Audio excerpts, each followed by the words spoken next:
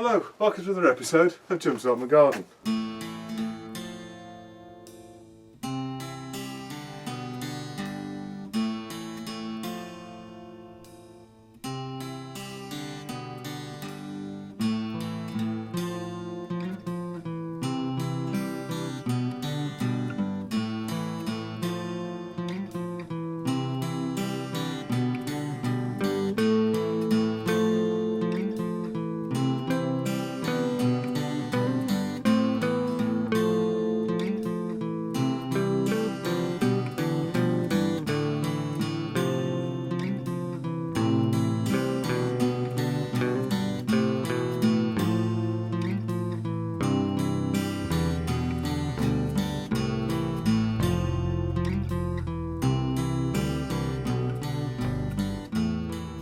Okay, so these are the broccoli or calabrese plants that we grew a few weeks ago. Now they've got to this kind of size, they're almost kind of 4 inches high, sort of 3 or 4 inches high if you include the leaf as well.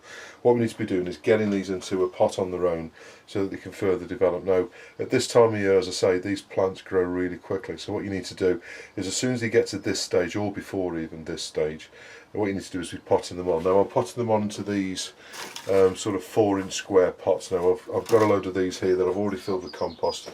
I've filled these with the standard compost that I use, which is the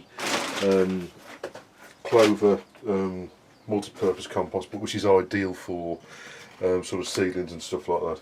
Now what you need to be doing is starting at some point where you've got a bit of sort of compost seed with no seed in. Get your finger underneath the plant like that, and then just pull it up. What you want to do is try and get it out with as much root as you possibly can do. So as you can see, there's the plant, and I've not disturbed the roots. And then basically what you need to do is then get a pot like this, make an equivalent size hole, and then just put that plant in. If it goes in slightly deeper than it was in the tray, that doesn't really make any difference really. So sometimes you get sort of 2 coming out like that. So all you need to do is just very gently. Now please note that I'm not touching the plant itself, I'm only touching basically the compost or the roots of the plant. Now with any plant, leaves will always grow back, roots will grow back, but if you damage the stem, you know, there's no coming back from that. So what you want to do at all cost is not try and pull the plant out by its stem or hold it by its stem if you can possibly avoid it, because that's basically how you're going to damage the plant. As you can see, all I'm doing here is I'm just putting my finger underneath the plant like that and lifting it out by its roots like that. I'm not actually touching the plant, so I've got a nice root ball there with the plant in my hand, and all you need to do then is just make, as I say, an equivalent hole like that, just bob him in like that, and then just level the ground. Obviously when these are watered, they will, you know, the compost will settle in around them and that, so you don't want the compost to be too firm when you first put them in, and then as soon as you've got the plant in there, you can then sort of firm down a little bit, give them a bit of a tap to level it off afterwards. But what you need to do is make sure that you don't damage the plant. Now brassicas are easily, you know, from a stem point of view, when they're this size, they're very easily damaged, and you can, you know, sort of damage the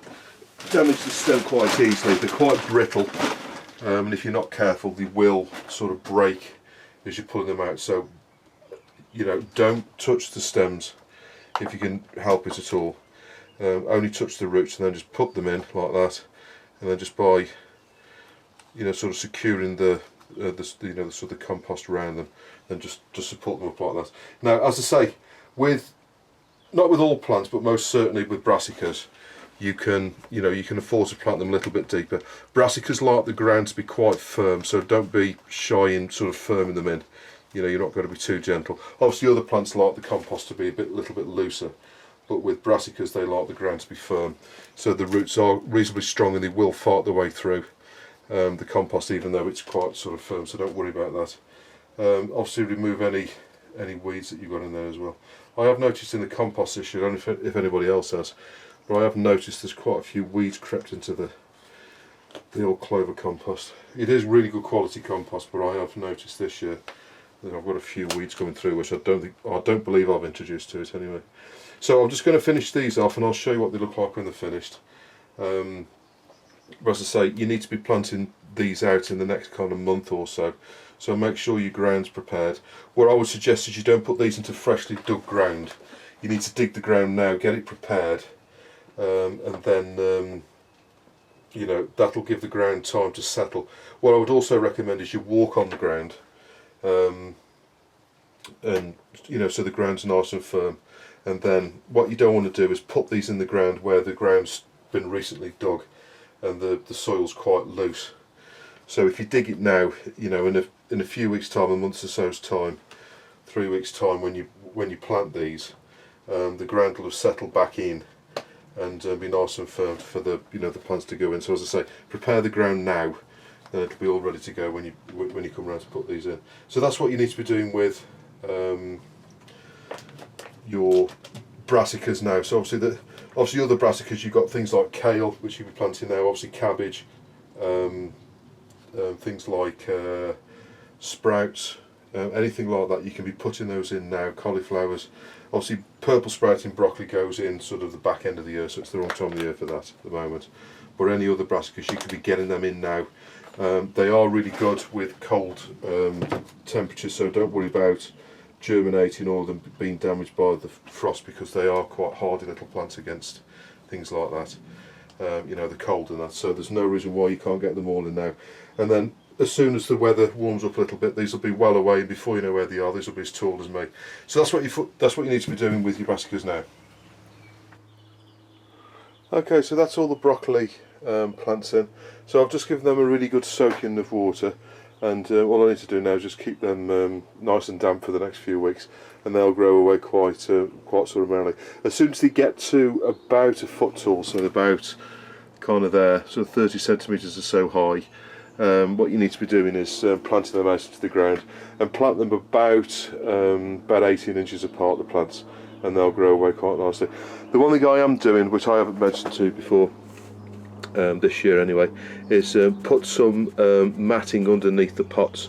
Now what this matting does is it'll soak the water up, and it'll keep that moist environment around the seedlings. So you know, when we do have these hot days, it'll keep the, you know, the sort of moisture around the plant, and you know, the plants won't sort of you know, sort of dry or anything like that. And as they develop in the pots, they'll also put roots out the bottom of the holes of the pots into the water as well, and they'll sort of draw water from there. So if you can put any matting, any old cloth, or any old towels or anything like that, put your plants on top of that. Even if you just put a layer of compost underneath on your surface, they will, you know, the plants will sort of, you get off to a much better start by doing that.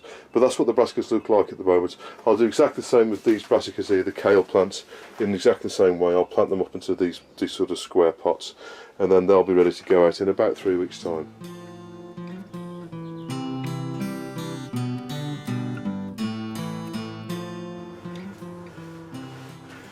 Okay, so it's time to pot up the celery. As you can see, we've now got the true leaves on, and they're all sort of getting to a reasonable sort of size. So what I'm going to do is sort of prick these out and pop them up into sort of slightly bigger trays. I don't need too many, so I've got kind of nine there, and I've got another, what's that, 8, 9, 10, 11, 12, so in total I've got 21, which is more than enough. Now this is a variety called Loretta, which is a nice variety. So what I'm going to do is, just with a name tag, I'm just going to go in underneath a plant like that, and then try and pull it out by its roots if you can, and hold it by its roots. Don't hold it by the stalk. If push comes to shove, you know, hold it by the leaves, but if you can hold it by the roots, those are the bits that you're going to damage the plant less. Then just make a hole in the middle like that. Try and sort of pot it on roughly the same height that it was at in the tray. Now what you want to do is pull out the strongest plants if you can get them. Try and keep now this one I'm just holding by the leaf really gently.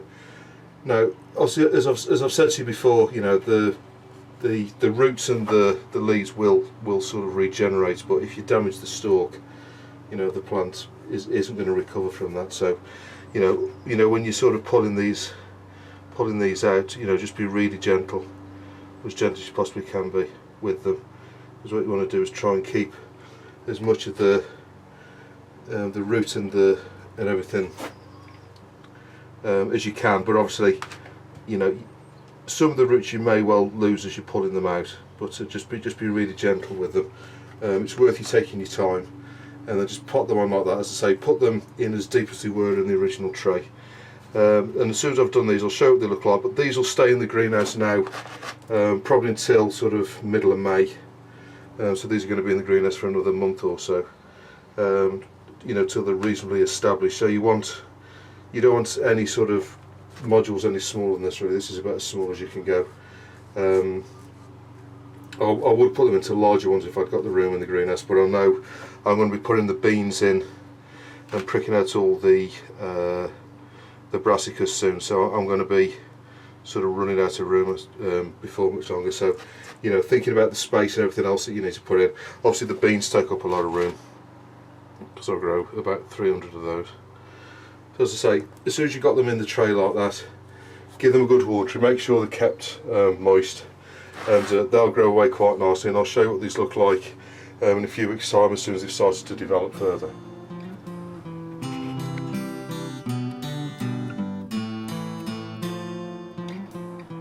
Okay, so just taking a quick tour around the greenhouses and the allotments.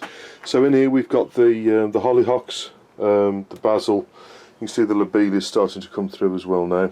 There's little teeny leaves there. The tomatoes are kind of just about coming through. These are the money maker, and then we've got Gardener's Delight there, and those are the golden sunrise. You know, the sort of the golden ones as well. We've got the celeriac coming through, as you can see, doing quite well. Those are the onions. Those are the Bedfordshire Champion. So they're sort of, I don't know, about 3 inches high now. So they're doing really well. At the back there, we've got some calendulas come through. This one here hasn't quite come through yet, but the rest of them are okay. At the back there, we've got coriander. Just starting to see the true leaves there. As you can see, like the serrated leaves. On the back here, we've got one Pedro planter just starting to come through there. The strawberries haven't come through yet. Obviously we've got some of the strawberry runners that we took last year at the back there as well. We've got the broccoli that's just about to be pricked out. I'm going to do that in a moment. That's the purple sprout, the green broccoli. So that'll be sort of pricked out very shortly. That's just about right size to prick out. This time of year it grows really quickly, so you need to, you know, when you see it get to kind of this big, you know, before you know where you are, they'll be much bigger. Then we've got the sunflowers at the back there, and then just here we've got the asparagus, which hasn't quite come through yet. I've already said about the hollyhocks, they're the white ones. In the second greenhouse we've got the sunflowers are doing really well. They're the multi-headed sunflowers. You can see they're sort of 2 or 3 inches high now. What I'll be doing is taking out the weaker one of the two out of each of the pots. Obviously there's one there, but actually 4 in the blue or not. But they're all germinating okay. I've bought some cucumbers, to be honest with you. I've never had much success germinating cucumbers because they can be a bit funny, a bit sort of temperamental to germinate. And what I've also found is that when they're really small, they damp off really easily. And I've had a couple of experiences where they've not grown too well. So, but they're some that I bought, and they were 4 for £6, so they're like £1.25 each. So I thought, you know, for the price, you may as well just buy them. And they're the varieties Fem Spot F1, which I've had before. I normally have the female ones because you don't need to take the male flowers off, so they're only female. So, you know, the cucumbers don't go bitter. The back here we've got the sweet peas, so there's 3 trays of sweet peas there. We've got some more hollyhocks here. Those are the black ones. Then we've got the kale, which also needs pricking out in the not too distant future. We've got the asters here, which also need pricking out now. They're doing really well. And then we've got the giant sunflowers at the back here. They've all come through. And then just at the front here, these trays here, these 3 trays here, these are the onion Elsa Craig. You can just see they're just about starting to come through now. So they've started to come through in the last couple of days.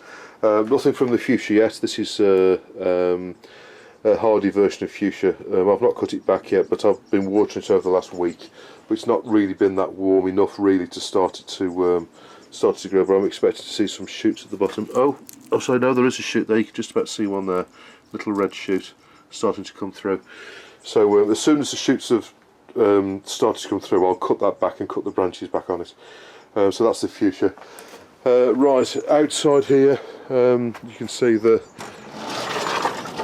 comfrey is really starting to grow now. Now that I've got too much comfrey, so I'm going to be leaving this comfrey in here, with the comfrey around the corner that's going to come out. This is the lemon balm mint. The sage is looking a bit sorry for itself at the moment, but all the mint here and the lemon balm is coming through quite nicely. Just got some rosemary there. This bed here where we had the celery last year, there's going to be some strawberries put in here, so this will be like another strawberry bed. This is the comfrey here, so all of this is going to be dug out in the next couple of weeks. I left it to grow so I could see where it was. I'm going to be digging all of this out.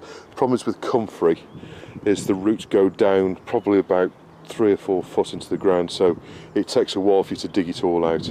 But dig out as much as you can, and then what you need to do is leave the ground with not much in it, and then as it comes through again, just keep cutting it off. Eventually you'll kill it. So anyway, all this comfrey is coming out here. The asparagus is just starting to come through. I don't know if you can see here, there's this one there just come through, and then along here I saw one the other day. Where is it? You see, so I was just weeding this other bit. There you go, there's one just coming through there. So it's still, this weather's a bit up and down at the moment, because the weather's kind of going hot and cold, so the plants really don't know what to do with themselves. But as I say, the asparagus is starting to come. The fruit trees and the bushes and that, so we've got 2 Justerberry bushes, which you can see are these here. These are in flower at the moment, so they'll all form into Justerberries. The cherry tree in the middle, I'll walk this way so it's easier.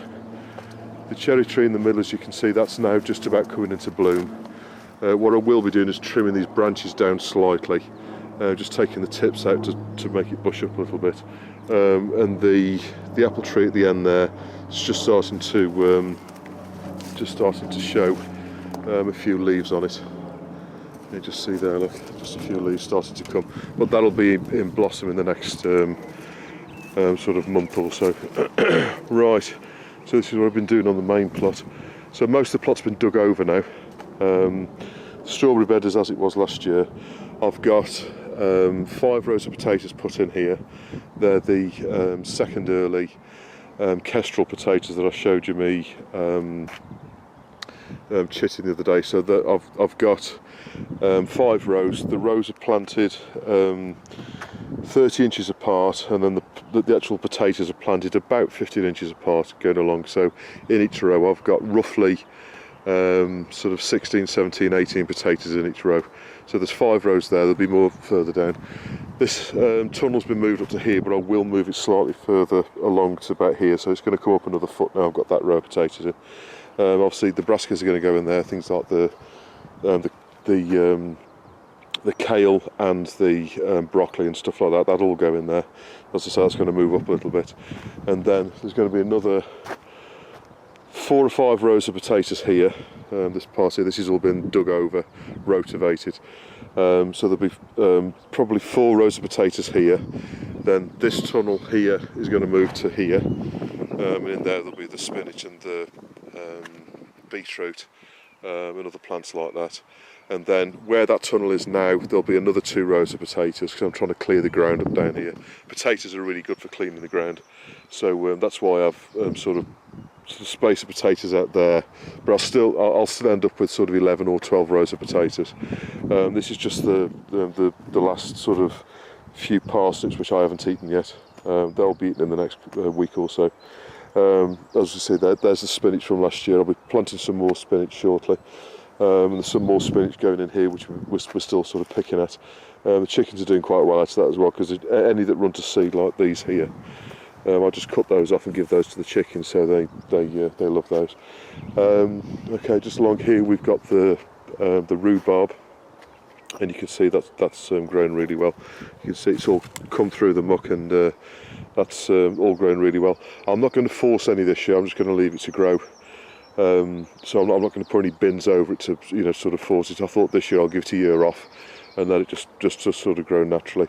And then the front here I've been digging over, but as you can see from the damage here, for the water's created, we've had quite a lot of rain on and off, and this bottom part has been quite flooded over the past couple of months. So as you can see, I actually stopped digging it there because it was getting too wet. But now it has dried out a little bit. Here what I'll do is I'll just finish off digging that back corner there, and I'll sort of get all this rotavated over as well.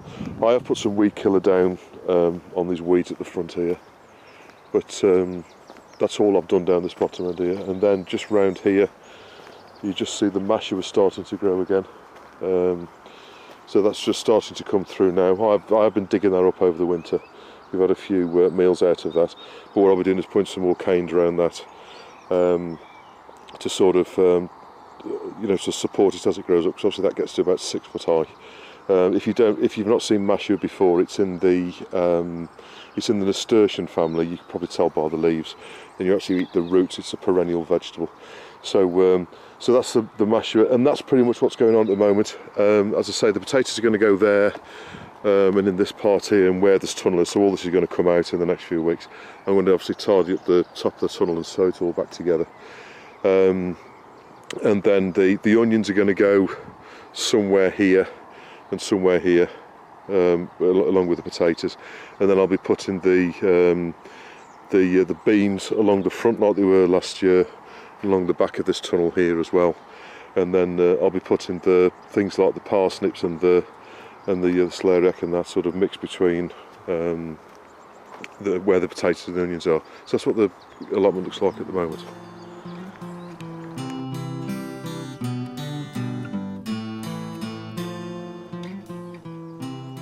Okay, so this is the Bedfordshire Champion onions. As you can see, they're doing reasonably well. Now I'm not going to put these out quite yet. I could put them out now, but I'm going to wait for another couple of weeks until I get back off holiday to put these out, so I can keep them watered and stuff in the ground. Because for the first few weeks, they're going to need a sort of watering and sort of looking after a bit.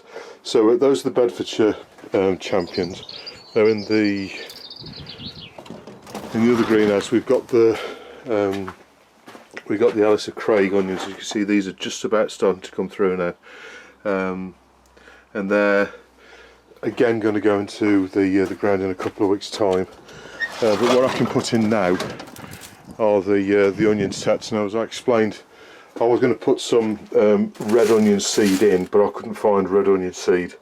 So what I'm going to do is put some of these sets in. Now these are the 50 red Baron in each of these. So I got these from a local garden centre, from Taylor's, and they're sort of £1.99 each, which is a little bit pricey for onion sets, but they'll do me quite nicely. And I've also got some of these Centurion F1 onions as well, so there's enough there for a couple of rows.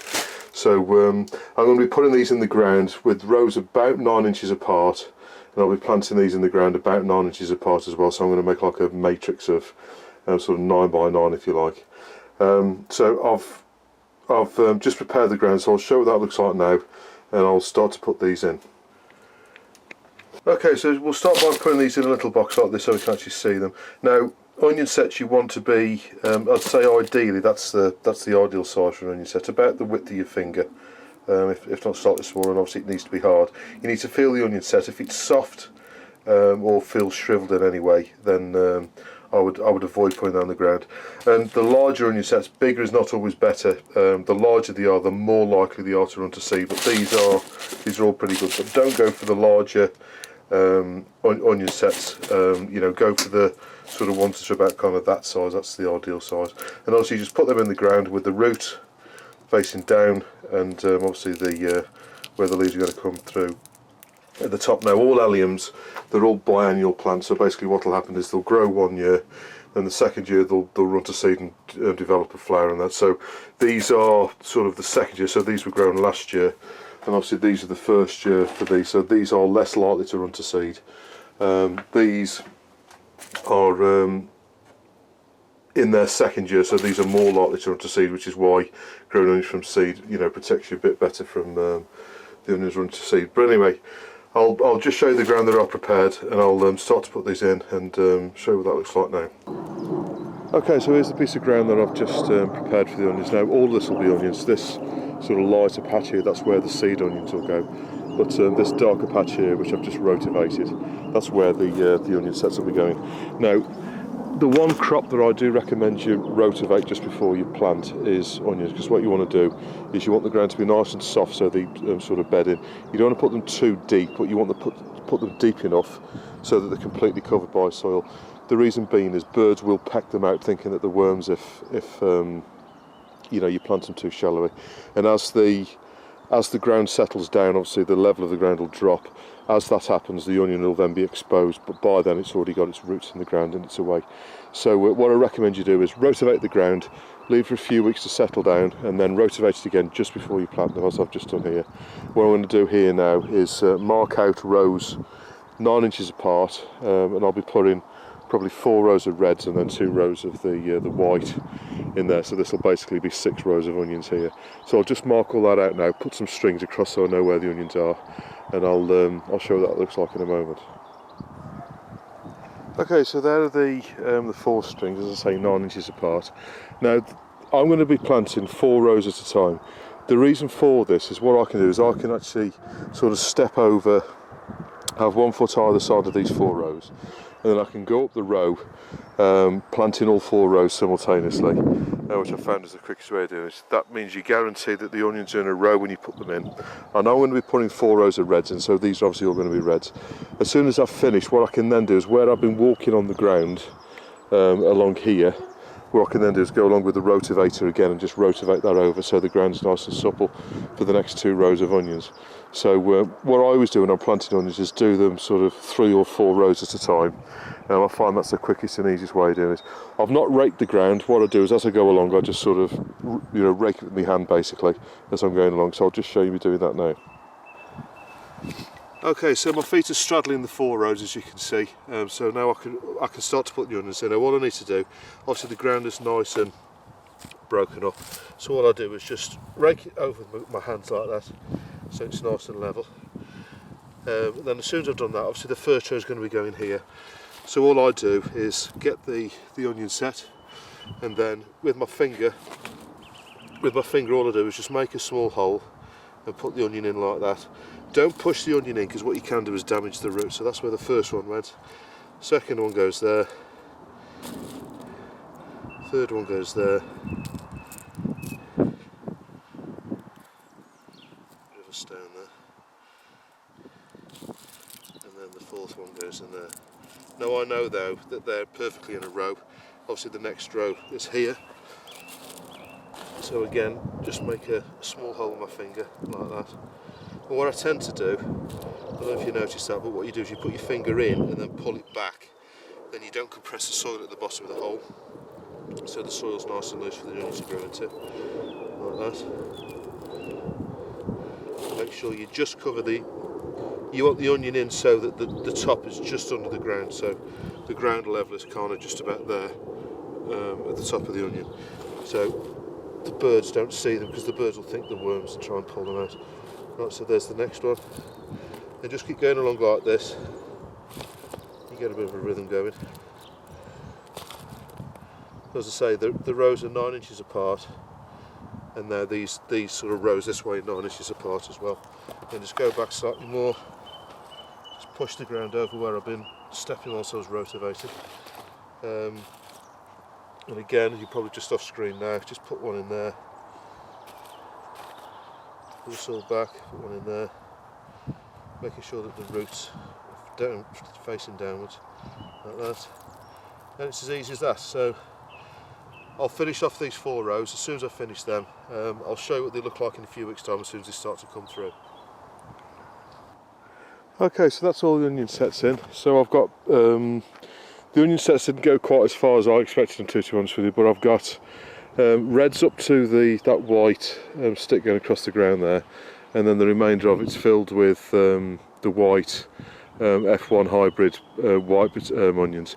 There is a few spaces at the end where I'll put some of the seed onions in, but I'll basically fill those rows with them. So what I can do now, obviously, is I can rotivate when I'm ready to put the others in. I can rotivate this sort of section here, then I can put the rest of the onions in there, so they'll all be together finally. But that's the red onions. Obviously, onions can be set at any point pretty much. You can set them from sort of late in the year, sort of November time, sort of October, November time, right the way through up until now and beyond now. Alliums, obviously, the longer you give them in the ground, the larger they'll get. So, the larger the onions. If you want larger onions, obviously the earlier you put them in, the better. I typically leave it till now when the ground's sort of dry and you can dig it easily, because it makes it so much easier to actually plant them.